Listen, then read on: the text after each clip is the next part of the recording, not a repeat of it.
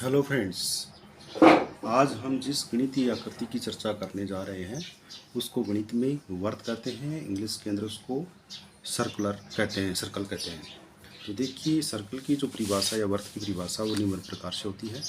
एक तल पर उन सभी बिंदुओं का समूह जो तल के एक स्थिर बिंदु से एक स्थिर दूरी पर स्थित हो एक वर्त कहलाता है।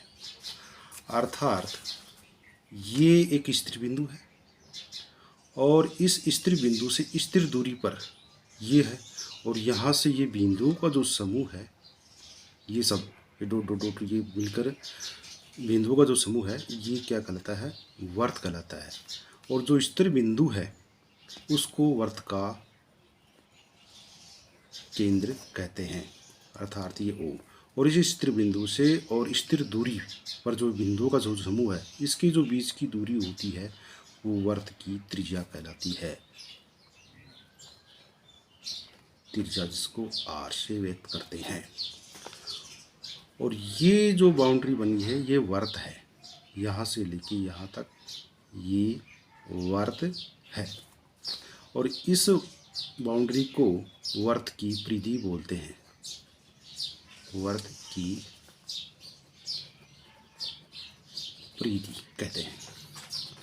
वर्त के तीन भाग होते हैं। पहले वर्त के तीन भाग होते हैं। एक तो वर्त का बाहरी भाग, जो ये वर्त है ये पूरा, इस वर्त के बाहर की तरफ ये इधर स्थित है, ये वर्त का बाहरी भाग होता है। एक होता है वर्त का अभ्यंतर भाग, तो ये जो वर्त बना हुआ है इसके जो अंदर का जो भाग है इसको वर्त का अभ्यंतर भाग कहते हैं। और एक खुद वर्त स्वयं, जैसे ये बाउंड्री है ये वर्त है।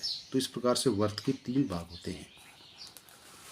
वर्त और इसका अभ्यंतर भाग मिलकर वर्तीय क्षेत्र कहलाता है। जैसे ये वर्त है और इसके अंदर का जो भाग है अभ्यंतर भाग, ये मिलकर ये पूरा भाग है, ये पूरा भाग ये वर्तीय क्षेत्र कहलाता है।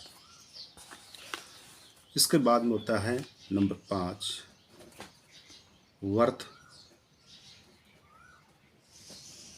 का व्यास। वर्त का जो व्यास होता है, तो देखिए यहाँ से लेके यहाँ तक और ये यहाँ तक जो दूरी होती है इसकी केंद्र से होकर जो गुजरता है, जो त्रिज्या केंद्र से ये होकर और इस दूसरी तरफ जाती है, तो इसको क्या कहते हैं? व्यास कहते हैं। और ये व्यास होता है यहाँ से लेके और यहाँ तक, यानी यहाँ से लेके यहाँ तक का, इसको बोलते हैं 2r, अर्थात 2 गुणा त्रिज्या। दूसरी बात, वर्त का जो व्यास होता है वो वर्त की सबसे बड़ी जीवा होती है।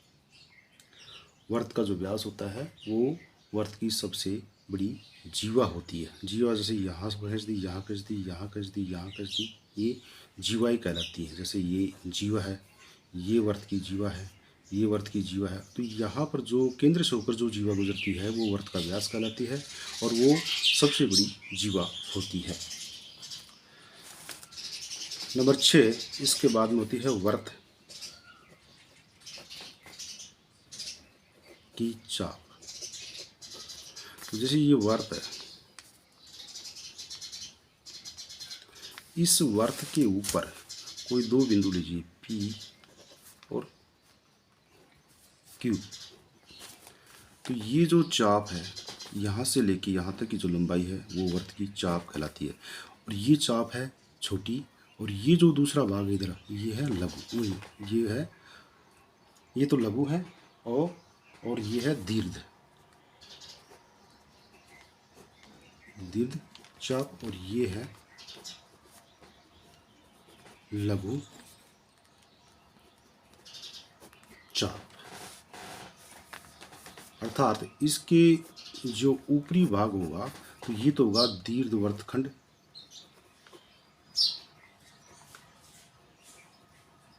और ये जो भाग होगा ये होगा लघु वर्तखंड। अर्थात इस चाप के द्वारा घेरा हुआ क्षेत्र और ये दीर्घ चाप के द्वारा घेरा हुआ क्षेत्र। इसके बाद में आता है वर्त का क्षेत्रफल।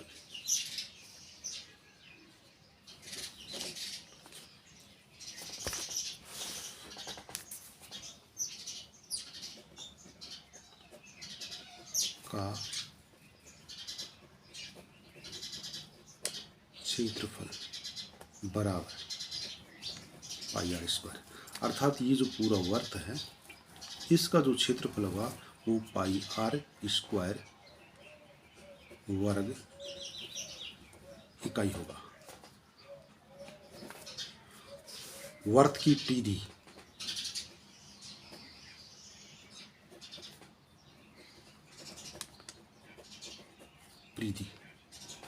होती है 2 पाई आर इकाई। अर्थात ये जो वर्त दिया होता है इसका जो बाहरी भाग ये है, इसकी पूरी की जो लंबाई होती है वो क्या कहलाती है, वर्त की परिधि। जैसे ये दे रखी है, ये वर्त की परिधि। अब देखिए इसी वर्त से संबंधित एक उदाहरण लेते हैं और फिर उसको हल करते हैं कि कैसे इसका वर्त का क्षेत्रफल और इसका परिधि ज्ञात करते हैं। अब देखिए एक उदाहरण दिया हुआ है, एक वर्त जिसकी त्रिज्या r 7 सेमी है तो उसका क्षेत्रफल व परिधि ज्ञात करो। तो देखिए वर्त का क्षेत्रफल बराबर पाई आर स्क्वायर।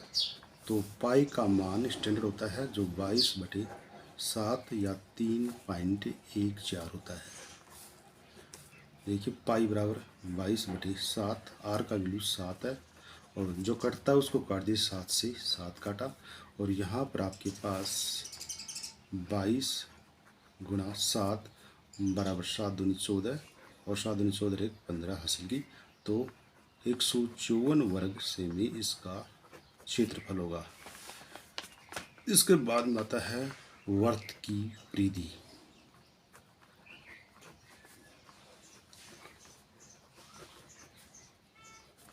बराबर 2 पाई आर